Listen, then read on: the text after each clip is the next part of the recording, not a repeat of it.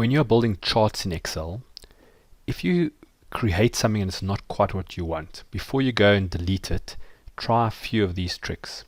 So for example, here I've got some information. I want to create a waterfall chart. I'm going to insert something, this one here, called open, high, low, close, and when I switch it on, you can see it doesn't seem to make sense. There's no sense to it. Before you delete it and start working on all the data, under your chart tools in design, there's something called switch row or columns. And just by clicking that one button, you'll see it may switch it to a point where it actually is understandable. So this here doesn't seem to tell us anything.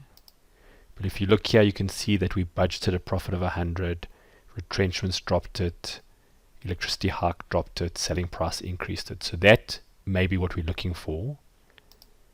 But that's what you may get when you initially set it up. Don't delete and restart or try and move the data around. First try the switch row and column button.